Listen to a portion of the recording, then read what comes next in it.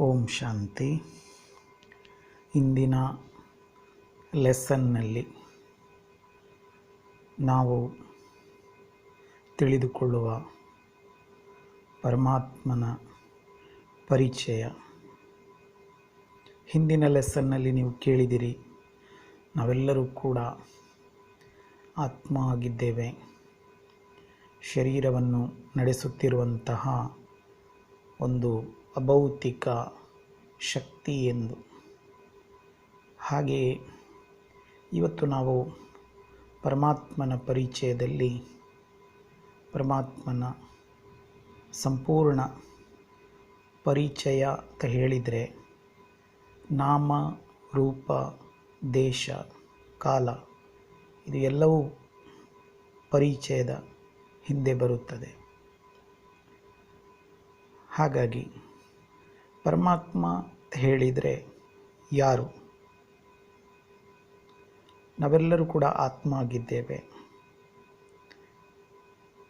ನಮ್ಮ ತಂದೆ ಪರಮ ಪಿತ ಪರಮಾತ್ಮ ಆಗಿದ್ದಾರೆ. ಪರಮ ಆತ್ಮ ಹೇಳಿದರೆ ಪರಮ ಪ್ಲಸ್ ಆತ್ಮ ಪರಮಾತ್ಮ.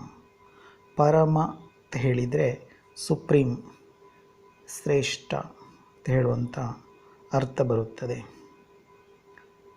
ಪರಮಾತ್ಮ ಅಂತ ಹೇಳಿದರೆ ನಮಗಿಂತ ಉನ್ನತ ಸ್ಥಾನದಲ್ಲಿರುವಂಥವರು ಅಂತ ಅರ್ಥ. ಹಾಗಾಗಿ ಪರಮಾತ್ಮ ನಮಗೆ ತಂದೆಯಾಗಿದ್ದಾರೆ. ಹೇಗೆ ಅಂತ ಹೇಳಿದರೆ ಪರಮಾತ್ಮನು ಈ ಸೃಷ್ಟಿಯ ರಚಯಿತ ಆಗಿದ್ದಾರೆ.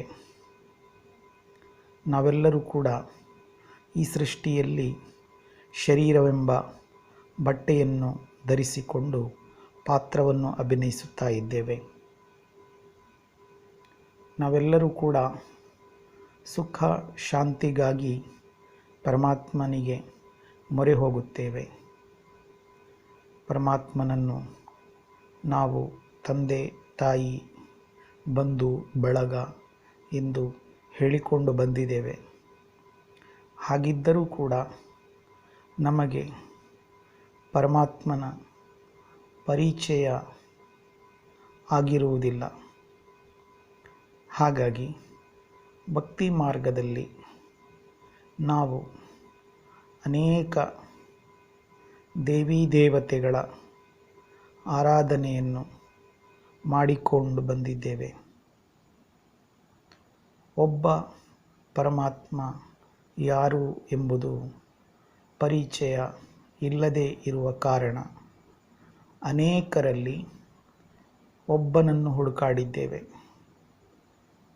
ನಾವು ಹೇಳಿದ್ದೇವೆ ಅಥವಾ ಕೇಳಿದ್ದೇವೆ, ದೇವನೊಬ್ಬ, ನಾಮ ಹಲವು ಎಂದು. ಸರಿ, ನಾಮ ಹಲವಿರಲಿ, ಆ ಒಬ್ಬನೇ ದೇವ ಯಾರು? ಇದಕ್ಕೆ ನಮಗೆ ಸ್ಪಷ್ಟವಾದ ಉತ್ತರ ಬೇಕಾಗಿದೆ. ಆತನ ಹುಡುಕಾಟದಲ್ಲಿ ಅನೇಕ ಪ್ರಕಾರದ ಪೂಜೆ ಪುನಸ್ಕಾರಗಳು, ವೃತ, ಜಪ, ತಪ, ಯಜ್ಞಯಾಗಾದಿಗಳನ್ನು ಮಾಡುತ್ತಾ ಬಂದಿದ್ದೇವೆ. ಆದರೆ ಪರಮಾತ್ಮನನ್ನು ಅರಿತುಕೊಳ್ಳುವ ಅತ್ಯಂತ ಸುಲಭ ವಿಧಾನ ಮೊದಲು ನಾವು ನಮ್ಮನ್ನು ಆತ್ಮ ಎಂದು ಅನುಭವ ಮಾಡುವುದು. ಆತ್ಮ ಎಂದು ತಿಳಿದುಕೊಂಡು ಕಾರ್ಯವ್ಯವಹಾರದಲ್ಲಿ ಬರುವುದು.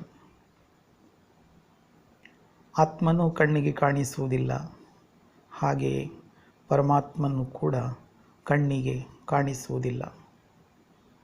ಆತನನ್ನು ದಿವ್ಯ ನೇತ್ರ ಅಥವಾ ಯಾವಾಗ ನಾವು ಆತ್ಮ ಎಂಬ ಅನುಭವದಲ್ಲಿ ಸ್ಥಿತರಾಗುತ್ತೇವೆಯೋ ಆಗ ಪರಮಾತ್ಮನ ಅನುಭವವು ನಮಗೆ ಆಗುತ್ತದೆ. ಪರಮಾತ್ಮನ ಸಂಬಂಧವು ನಮಗೆ ತಂದೆಯ ರೂಪದಲ್ಲಿ ಅನುಭವಕ್ಕೆ ಸಿಗುತ್ತದೆ. ಬೇರೆ ಯಾವುದೇ ವಿಧಾನದಲ್ಲಿ ಪರಮಾತ್ಮನನ್ನು ನಾವು ತಂದೆ ಎಂದು ತಿಳಿದುಕೊಳ್ಳುವುದಕ್ಕೆ ಕಷ್ಟ ಸಾಧ್ಯವಾಗುತ್ತದೆ.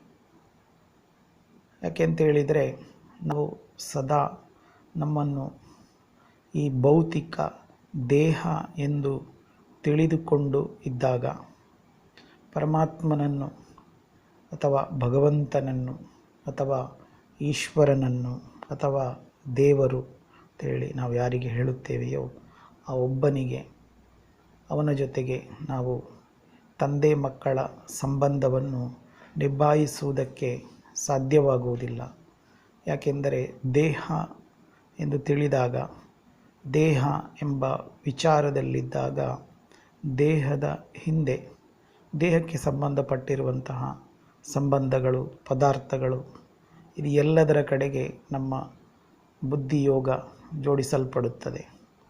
ಆಗ ಪರಮಾತ್ಮನ ಕಡೆಗೆ ಬುದ್ಧಿಯೋಗ ಜೋಡಿಸುವುದಕ್ಕೆ ಸಾಧ್ಯವಾಗುವುದಿಲ್ಲ.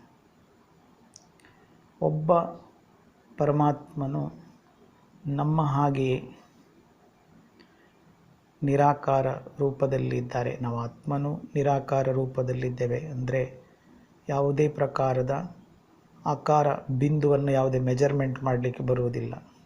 ಅದೇ ರೀತಿಯಾಗಿ ಪರಮಾತ್ಮನು ಕೂಡ ಜ್ಯೋತಿರ್ಬಿಂದು ಆಗಿದ್ದಾರೆ. ಪರಮಾತ್ಮನಿಗೆ ನಮ್ಮ ಹಾಗೆ ಶರೀರ ಇರುವುದಿಲ್ಲ.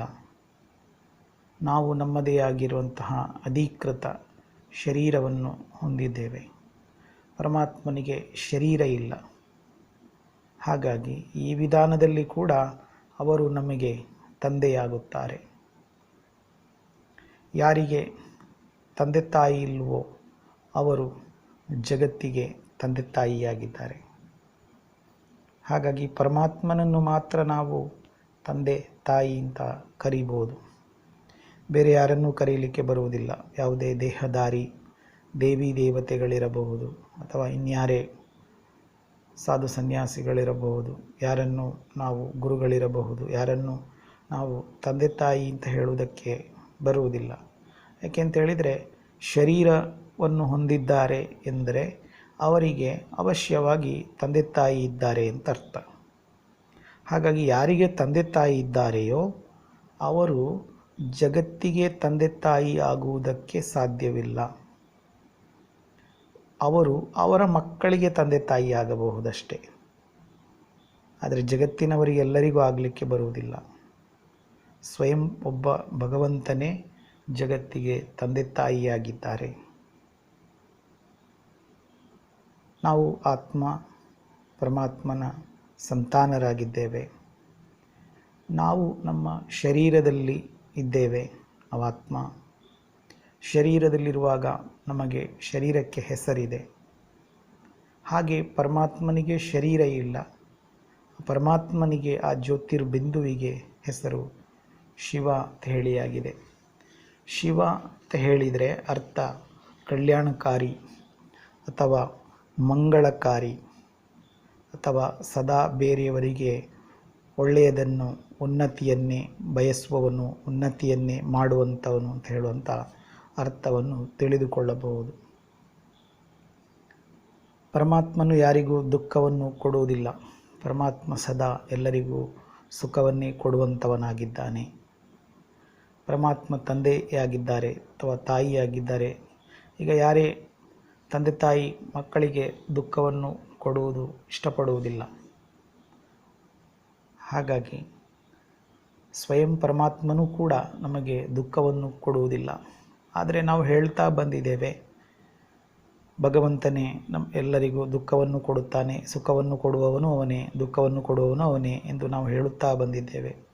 ಆದರೆ ನಮ್ಮ ದುಃಖಕ್ಕೆ ಕಾರಣ ಏನು ಅಂತ ಹೇಳುವಂಥ ವಿಷಯವನ್ನು ಮುಂದಿನ ಒಂದು ಪಾಠದಲ್ಲಿ ನಾನು ನಿಮಗೆ ಸಂಪೂರ್ಣ ವಿವರವಾಗಿ ತಿಳಿಸುತ್ತೇನೆ.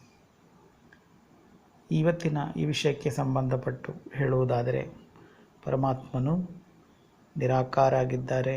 ಅವರ ಹೆಸರು ಶಿವ ಅಂತ ಹೇಳಿಯಾಗಿದೆ. ಈಗ ಶಿವ ಅಂತ ಹೇಳುವಂತಹ ಹೆಸರನ್ನು ಹೊಂದಿರುವಂತಹ ಭಗವಂತನನ್ನು ಶಿವ ಎಂಬ ಹೆಸರು ಹಿಂದೂಗಳು ಮಾತ್ರ ಒಪ್ಪಬಹುದು. ಅನ್ಯ ಧರ್ಮದವರು ಒಪ್ಪುವುದಕ್ಕೆ ಬರುವುದಿಲ್ಲ. ಆದರೆ ಭಗವಂತನು ಜಗತ್ತಿಗೆ ತಂದೆ ತಾಯಿಯಾಗಿದ್ದಾರೆ ಎಂದಾಗ ಇಲ್ಲಿ ಶಿವ ಎಂಬ ಹೆಸರು ಹಿಂದೂಗಳಿಗೆ ಮಾತ್ರ ಅನ್ವಯವಾಗುವ ಹಾಗೆ ಇದೆ. ಆದರೆ ಹಾಗಲ್ಲ. ಶಿವ ಹೇಳುವಂಥ ಹೆಸರು ಹಿಂದೂಗಳು ಉಪಯೋಗಿಸುವ ಹೆಸರಾಗಿದ್ದರೂ ಕೂಡ ಪರಮಾತ್ಮನು ಎಲ್ಲ ಧರ್ಮದವರಿಗೂ ಒಬ್ಬರೇ ಇದ್ದಾರೆ. ಆದರೆ ಬೇರೆ ಎಲ್ಲ ಧರ್ಮದವರು ಕೂಡ ಅವರವರ ಪ್ರಾಂತ್ಯ, ದೇಶದ ಭಾಷೆಯ ಅನುಸಾರವಾಗಿ ಬೇರೆ ಬೇರೆ ಹೆಸರುಗಳನ್ನು ಇಡುತ್ತಾರೆ. ಉದಾಹರಣೆಗೆ, ಹೇಗೆ ಅಕ್ಕಿಯನ್ನು ನಾವು ಇಂಗ್ಲೀಷ್ನಲ್ಲಿ ರೈಸ್ ಅಂತ ಹೇಳ್ತೇವೆ, ಹಿಂದಿಯಲ್ಲಿ ಚಾವಲ್ ಅಂತ ಹೇಳ್ತೇವೆ. ಹಾಗೆಯೇ ಬೇರೆ ಬೇರೆ ಲ್ಯಾಂಗ್ವೇಜಸ್ಗಳಲ್ಲಿ ಬೇರೆ ಬೇರೆ ವರ್ಡ್ಸ್ ಯೂಸ್ ಮಾಡುತ್ತಾರೆ. ಹಾಗೆಯೇ ಪರಮಾತ್ಮನು ನಿರಾಕಾರನಾಗಿದ್ದಾನೆ. ಆತನ ಹೆಸರು ಶಿವ ಅಂತ ಹೇಳಿಯಾಗಿದೆ. ಆತನನ್ನು ಮುಸ್ಲಿಮರು ಅಲ್ಲಾ ಅಥವಾ ಖುದಾ ಎಂದು ಕರೆಯುತ್ತಾರೆ. ಕ್ರಿಶ್ಚಿಯನ್ನರು ಗಾಡ್ ಅಥವಾ ಜೆಹೋವಾ ಎಂದು ಹೇಳುತ್ತಾರೆ. ಸಿಖ್ ಜನಾಂಗದವರು ಏಕ್ ಓಂಕಾರ್, ನಿರಾಕಾರ್ ಎಂದು ಹೇಳುತ್ತಾರೆ. ಜೈನ್ ಧರ್ಮದವರು ಅರಿಹಂತ ಎಂದು ಹೇಳುತ್ತಾರೆ. ಬೌದ್ಧ ಧರ್ಮದವರು ದಿವ್ಯಜ್ಯೋತಿ ಎಂದು ಹೇಳುತ್ತಾರೆ. ಹೀಗೆ ಬೇರೆ ಬೇರೆ ಧರ್ಮದವರು ಬೇರೆ ಬೇರೆ ಪ್ರಕಾರದ ಹೆಸರಿನಿಂದ ಒಬ್ಬ ಭಗವಂತನನ್ನೇ ಕರೆಯುತ್ತಾರೆ. ನಾವು ಅನೇಕ ಕಡೆ ಚಿತ್ರಗಳಲ್ಲಿ ಗಮನಿಸಿರಬಹುದು. ಯಾರೆಲ್ಲ ಧರ್ಮಾತ್ಮರುಗಳಿದ್ದಾರೆ ಅವರು ಕೈಯನ್ನು ಮೇಲೆ ತೋರಿಸಿ ಒಂದು ಬೆರಳನ್ನು ಒಬ್ಬನ ಕಡೆಗೆ ತೋರಿಸುವಂಥ ಚಿತ್ರಗಳನ್ನು ನಾವು ನೋಡಿರುತ್ತೇವೆ. ಅಂದರೆ ಅವರು ಸೂಚಿಸುತ್ತಿದ್ದಾರೆ, ಆ ಚಿತ್ರವೇ ನಮಗೆ ಹೇಳ್ತಾ ಇದೆ ಭಗವಂತ ಒಬ್ಬನೇ ಇದ್ದಾನೆ ಅಂತ ಹೇಳಿ. ಹಾಗಾಗಿ ನಾವು ಒಬ್ಬೊಬ್ಬರ ಮಾರ್ಗದರ್ಶನದಂತೆ ನಡೆದು ಬೇರೆ ಬೇರೆ ಪ್ರಕಾರದ ಒಂದು ವಿಧಿವಿಧಾನಗಳಿಗೆ ಒಳಗಾಗಿ ನಮ್ಮಲ್ಲಿ ಅನೇಕ ಪ್ರಕಾರದ ಗಲಾಟೆ ಘರ್ಷಣೆಗಳು ನಮ್ಮ ಮುಂದೆ ಬಂದು ನಿಂತಿದೆ. ಆದರೆ ವಾಸ್ತವಿಕವಾಗಿ ಪರಮಾತ್ಮನು ಒಬ್ಬನೇ ಇದ್ದಾನೆ. ಈ ಮೂಲಕ ನಿಮಗೆ ತಿಳಿಯಿತು ಪರಮಾತ್ಮನ ಹೆಸರು, ಪರಮಾತ್ಮನ ರೂಪ ಜ್ಯೋತಿರ್ಬಿಂದುವಾಗಿದೆ. ಹಾಗೆ ಪರಮಾತ್ಮನ ಪರಿಚಯದಲ್ಲಿ ಬರುವಂತಹ ನಾಮ, ರೂಪ, ದೇಶ, ಕಾಲ, ಈ ದೇಶ ಮತ್ತು ಕಾಲದ ವಿಚಾರವನ್ನು ಮುಂದಿನ ಒಂದು ಪಾಠದಲ್ಲಿ ನಿಮಗೆ ತಿಳಿಯಪಡಿಸುತ್ತೇನೆ. ಇವತ್ತು ನಾವು ಈ ಒಂದು ಮುಖ್ಯ ವಿಷಯದಲ್ಲಿ ಪರಮಾತ್ಮನ ಪರಿಚಯದಲ್ಲಿ ತಿಳಿದುಕೊಂಡಿದ್ದೇವೆ. ಪರಮಾತ್ಮನು ನಮಗೆ ತಂದೆ ತಾಯಿಯಾಗಿದ್ದಾರೆ. ಹಾಗೆ ನಾವು ಆತ್ಮ ಶರೀರದಲ್ಲಿದ್ದಾಗ, ಶರೀರದಲ್ಲಿ ಇರುವಂತಹ ಸಂದರ್ಭದಲ್ಲಿ ಶರೀರಕ್ಕೆ ನಮಗೆ ತಂದೆ ತಾಯಿ ಇರುತ್ತಾರೆ. ಹಾಗೆ ನಮ್ಮ ಆತ್ಮಕ್ಕೆ ತಂದೆ ತಾಯಿ ಸ್ವಯಂ ಪರಮಾತ್ಮ ಆಗಿದ್ದಾರೆ. ಅವರು ನಮ್ಮ ವಾಸ್ತವಿಕವಾಗಿರುವಂತಹ ತಂದೆ ತಾಯಿಯಾಗಿದ್ದಾರೆ. ಈಗ ಶರೀರದಲ್ಲಿ ಬಂದಾಗ ಆ ಜನ್ಮಕ್ಕೆ ಸಂಬಂಧಪಟ್ಟಿರುವಂತಹ ತಂದೆ ತಾಯಿ ಇರುತ್ತಾರೆ. ಆ ತಂದೆ ತಾಯಿಯನ್ನು ನಾವು ಮಧ್ಯದಲ್ಲಿ ಬಿಟ್ಟು ಹೋಗಬಹುದು ಅಥವಾ ಅವರು ನಮ್ಮನ್ನು ಮಧ್ಯದಲ್ಲಿ ಬಿಟ್ಟು ಹೋಗಬಹುದು. ಆದರೆ ನಮ್ಮ ನಿಜವಾದ ತಂದೆ ತಾಯಿಯಾಗಿರುವಂತಹ ಪರಮಾತ್ಮ ಯಾರಿದ್ದಾರೆ ಅವರು ನಮ್ಮ ಜೊತೆಗೆ ಯಾವಾಗಲೂ ಸಂಪರ್ಕದಲ್ಲಿ ಇರುತ್ತಾರೆ. ನಾವು ಬೇರೆ ಜನ್ಮ ತೆಗೆದುಕೊಂಡು ಬಂದರೂ ಅವರು ನಮ್ಮ ಸಂಪರ್ಕದಲ್ಲಿ ಇರುತ್ತಾರೆ. ಆದರೆ ನಾವು ಆತ್ಮ ಒಂದು ಶರೀರವನ್ನು ಬಿಟ್ಟು ಬೇರೆ ಕಡೆ ಹೋಗಿ ಜನ್ಮವನ್ನು ಪಡೆದುಕೊಂಡಾಗ ಹಿಂದಿನ ಜನ್ಮದ ತಂದೆ ತಾಯಿಗಳೊಂದಿಗೆ ನಮಗೆ ಅಲ್ಲಿಯ ಒಂದು ಲೆಕ್ಕಾಚಾರವು ಮುಗಿಯುತ್ತದೆ. ಮತ್ತೆ ಅವರು ನಮಗೆ ತಂದೆ ತಾಯಿ ಆಗುವುದಿಲ್ಲ. ಹಾಗಾಗಿ ನಮ್ಮ ನಿಜವಾದ ತಂದೆ ತಾಯಿಯ ಜೊತೆಗೂ ನಾವು ಈಗ ನಿಜವಾಗಿರುವ ಸಂಬಂಧವನ್ನು ಜೋಡಿಸಬೇಕಾಗಿದೆ. ಹಾಗೆ ಅಂತ ಹೇಳಿ ನಮ್ಮ ಶರೀರದ ತಂದೆ ತಾಯಿಯನ್ನು ತಿರಸ್ಕರಿಸಬೇಕು ಎಂದು ಹೀಗೆ ಅರ್ಥ ಬರುವುದಿಲ್ಲ. ಅವರೊಂದಿಗೂ ತುಂಬ ಚೆನ್ನಾಗಿ ಸಂಬಂಧವನ್ನು ನಿಭಾಯಿಸುತ್ತಾ ನಾವು ನಮ್ಮ ನಿಜವಾಗಿರೋ ತಂದೆ ತಾಯಿಯಾಗಿರುವಂತಹ ಪರಮಾತ್ಮ ಯಾರಿದ್ದಾರೆ ಅವರ ಜೊತೆಗೂ ನಾವು ತುಂಬ ಉತ್ತಮ ಸಂಬಂಧವನ್ನು ನಿಭಾಯಿಸಬೇಕಾಗಿದೆ. ಈಗ ಇಲ್ಲಿಯವರೆಗೆ ನಾವು ಏನು ತಿಳಿದುಕೊಂಡಿದ್ದೇವೆ ಅಂತ ಹೇಳಿದರೆ, ನಾವೆಲ್ಲರೂ ಕೂಡ ಭಕ್ತರಾಗಿದ್ದೇವೆ, ಭಗವಂತನ ಹುಡುಕಾಟದಲ್ಲಿದ್ದೇವೆ, ಭಗವಂತನಿಗೋಸ್ಕರ ಭಕ್ತಿಯನ್ನು ಮಾಡುತ್ತಿದ್ದೇವೆ ಅಂತ.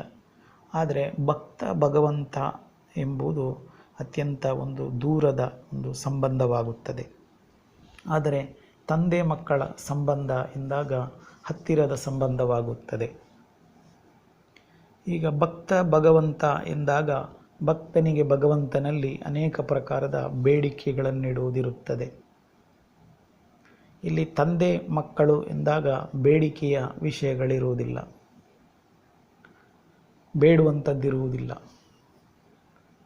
ಯಾಕೆಂತೇಳಿದರೆ ತಂದೆಯ ಹತ್ತಿರ ಏನಿದೆಯೋ ಅದು ಎಲ್ಲವೂ ಕೂಡ ಮಕ್ಕಳಿಗೋಸ್ಕರ ಇರುವಂಥದ್ದಾಗಿದೆ. ತಂದೆ ಸಂಪಾದನೆ ಮಾಡುತ್ತಿರುತ್ತಾರೆ ಮಕ್ಕಳಿಗೋಸ್ಕರ ಅಂತ. ಹಾಗೆ ಇಲ್ಲಿ ಕೂಡ ಹಾಗೆ, ಇಲ್ಲಿ ನಮಗೆ ಭಗವಂತನು ಅಥವಾ ಪರಮಾತ್ಮನು ತಂದೆಯಾಗಿದ್ದಾರೆ ಎಂದಾಗ ಭಗವಂತನ ಬಳಿ ಏನಿದೆಯೋ ಅದು ಎಲ್ಲವೂ ಕೂಡ ನಮ್ಮದಾಗುತ್ತದೆ. ನಮಗೇನು ಬೇಡಿಕೆ ಇಡುವಂಥದ್ದು ಇರುವುದಿಲ್ಲ. ಹಾಗಾಗಿ ಆತನಿಗೋಸ್ಕರ ಆತನಲ್ಲಿ ನಾವು ಯಾವುದೇ ಪ್ರಾರ್ಥನೆಯನ್ನು ಸಲ್ಲಿಸಬೇಕಾಗುವಂತಹ ಅವಶ್ಯಕತೆ ಬರುವುದಿಲ್ಲ. ಎಲ್ಲಿಯವರೆಗೆ ಎಂದರೆ ಕೈ ಮುಗಿಯಬೇಕಾಗಿರುವಂತಹ ಪ್ರಶ್ನೆಯೂ ಬರುವುದಿಲ್ಲ. ಏಕೆಂತ ಹೇಳಿದರೆ ನಾವಿಲ್ಲಿ ಸಂಬಂಧವನ್ನು ನಿಭಾಯಿಸಲು ಪ್ರಾರಂಭಿಸಿದ ಮೇಲೆ ಇದು ಎಲ್ಲವೂ ಕೂಡ ನಮಗೆ ಸ್ವತಃ ಅನುಭವಕ್ಕೆ ಸಿಗುವುದು. ಹೇಗೆ ಎಂದರೆ, ನಾವು ಮನೆಯಲ್ಲಿ ನಮ್ಮ ತಂದೆಯ ಹತ್ತಿರ ಶಾಲೆಗೆ ಫೀಸ್ ಕಟ್ಟಬೇಕು ಎಂದು ಕೈ ಮುಗಿದು ಕೇಳುವ ಕ್ರಮ ಇಲ್ಲ. ಒಂದು ವೇಳೆ ಕೈ ಮುಗಿದು ತಂದೆಯ ಹತ್ತಿರ ಅಪ್ಪ ನೀವು ದಮ್ಮಯ ಫೀಸ್ ಕಟ್ಟಿ ಅಂತ ಹೇಳಿ ಕೈ ಮುಗಿದು ಹೇಳಿದರೆ ತಂದೆಗೆ ಇಷ್ಟ ಆಗುವುದಿಲ್ಲ. ಮಕ್ಕಳು ತಂದೆಗೆ ಕೈ ಮುಗಿಯುವುದನ್ನು ತಂದೆ ಇಷ್ಟಪಡುವುದಿಲ್ಲ. ತಂದೆ ಮಕ್ಕಳಿಂದ ಏನು ಬಯಸುತ್ತಾರೆ ಎಂದರೆ, ಮಕ್ಕಳು ನನಗಿಂತಲೂ ತುಂಬ ಮುಂದುವರಿಯಬೇಕು. ತಂದೆ 100 ರೂಪಾಯಿ ಸಂಪಾದನೆ ಮಾಡುತ್ತಿದ್ದರೆ ಮಗ 1000 ರೂಪಾಯಿ ಸಂಪಾದನೆ ಮಾಡಲಿ ಅಂತೇಳಿ ತಂದೆಯ ಆಸೆಯಾಗಿರುತ್ತದೆ. ಹಾಗೆಯೇ ಇಲ್ಲಿ ಕೂಡ ಅದೇ ರೀತಿಯಾಗುತ್ತದೆ. ನಾವು ಭಗವಂತನ ಜೊತೆಗೆ ಸಂಬಂಧವನ್ನು ಜೋಡಿಸಿದ ಮೇಲೆ ನಮ್ಮಲ್ಲಿ ಇಲ್ಲಿ ಅನೇಕ ಪ್ರಕಾರದ ಪರಿವರ್ತನೆಗಳು ಬರುವುದಕ್ಕೆ ಪ್ರಾರಂಭವಾಗುತ್ತದೆ. ಆತನಲ್ಲಿ ಏನು ಶಕ್ತಿಗಳಿದೆಯೋ ಅದು ನಮ್ಮದಾಗುವುದಕ್ಕೆ ಪ್ರಾರಂಭವಾಗುತ್ತದೆ. ಈ ಮುಖಾಂತರವಾಗಿ ನಾವು ಆತನ ಜೊತೆಗೆ ಸತ್ಯವಾಗಿರುವ ಸಂಬಂಧವನ್ನು ನಿಭಾಯಿಸಬೇಕಾಗಿದೆ. ಹಾಗೆ ನಾವು ಈಗ ಯಾವ ಮನೆಯಲ್ಲಿದ್ದೇವೆಯೋ, ನಾವು ಯಾರಿಗೆ ಶಾರೀರಿಕ ರೂಪದಿಂದ ಯಾರಿಗೆ ಮಕ್ಕಳಾಗಿದ್ದೇವೆಯೋ ಅವರ ಜೊತೆಗೂ ನಾವು ತುಂಬ ಚೆನ್ನಾಗಿ ಸಂಬಂಧವನ್ನು ನಿಭಾಯಿಸುವುದಕ್ಕೆ ಸಾಧ್ಯವಾಗುತ್ತದೆ. ಯಾವಾಗ ಎಂದರೆ ಭಗವಂತನ ಜೊತೆಗೆ ನಮ್ಮ ಸಂಬಂಧ ತುಂಬ ಚೆನ್ನಾಗಿದೆ ಎಂದಾಗ. ಇಲ್ಲ ಅಂತ ಹೇಳಿದರೆ ಮನೆಯಲ್ಲಿ ಕೂಡ ಸಂಬಂಧವನ್ನು ತುಂಬ ಚೆನ್ನಾಗಿ ನಿಭಾಯಿಸುವುದಕ್ಕೆ ಪರಿಶ್ರಮ ಪಡಬೇಕಾಗುತ್ತದೆ. ಉದಾಹರಣೆಗೆ ನಾವೊಂದು ಸಿನಿಮಾವನ್ನು ತೆಗೆದುಕೊಂಡು ನೋಡಿದಾಗ, ಸಿನಿಮಾದಲ್ಲಿ ಒಂದು ಹೀರೋಗೆ ಅಥವಾ ಹೀರೋಯಿನ್ಗೆ ತಂದೆ ತಾಯಿ ಯಾರಿದ್ದಾರೆಯೋ ಆ ತಂದೆ ತಾಯಿ ಎಷ್ಟು ಚೆನ್ನಾಗಿ ತಮ್ಮ ಪಾರ್ಟ್ ಮಾಡುತ್ತಿರುತ್ತಾರೆ ಅಂತ ಹೇಳಿದರೆ, ತನ್ನ ಆ್ಯಕ್ಟಿಂಗ್ ಎಕ್ಸ್ಪೋಸ್ ಮಾಡುತ್ತಿರುತ್ತಾರೆ ಅಂತ ಹೇಳಿದರೆ, ಅದನ್ನು ನೋಡುವಂಥ ಯಾರು ಪ್ರೇಕ್ಷಕರಿದ್ದಾರೆಯೋ ಆ ಪ್ರೇಕ್ಷಕರಿಗೆ ಸ್ವಲ್ಪವೂ ಡೌಟ್ ಬರುವುದಿಲ್ಲ. ಅವರು ಆ ಹೀರೋ ಅಥವಾ ಹೀರೋಯಿನ್ನ ನಿಜವಾದ ತಂದೆ ತಾಯಿ ಅಲ್ಲ ಎಂಬುವಂಥದ್ದು ಅವರಿಗೆ ಡೌಟ್ ಬರುವುದಿಲ್ಲ. ಅವರು ನಿಜವಾದ ತಂದೆ ತಾಯಿ ಎಂದೇ ತಿಳಿದುಕೊಳ್ಳುತ್ತಾರೆ. ಅಲ್ಲಿ ಅವರು ಕೂಗುವಾಗ ಪ್ರೇಕ್ಷಕರಿಗೂ ಕೂಗುವುದಕ್ಕೆ ಬರುತ್ತದೆ. ಅವರ ಪರಿಸ್ಥಿತಿಯನ್ನು ನೋಡುವಾಗ ಇವರಿಗೂ ಅಯ್ಯೋ ಅಂತ ಅನಿಸ್ತದೆ. ಆ ರೀತಿಯಾಗಿ ಆ್ಯಕ್ಟಿಂಗ್ಗಳಿರುತ್ತದೆ. ಆದರೆ ಆ ಹೀರೋ ಇರಬಹುದು ಅಥವಾ ಹೀರೋಯಿನ್ ಇರಬಹುದು, ಅವರ ತಂದೆ ತಾಯಿ ಯಾರಿದ್ದಾರೆಯೋ ಅಥವಾ ಹೀರೋಗೂ ಇರಬಹುದು ಹೀರೋಯಿನ್ಗಿರಬಹುದು, ಅವರಿಗೂ ಅವರ ಮನಸ್ಸಿನಲ್ಲಿ ಬುದ್ಧಿಯಲ್ಲಿ ಈ ವಿಚಾರ ಇದೆ, ಇವರು ನಮ್ಮ ಮಕ್ಕಳಲ್ಲ ಅಂತ ಹೇಳುವಂಥದ್ದು ಅವರ ಬುದ್ಧಿಯಲ್ಲಿದೆ.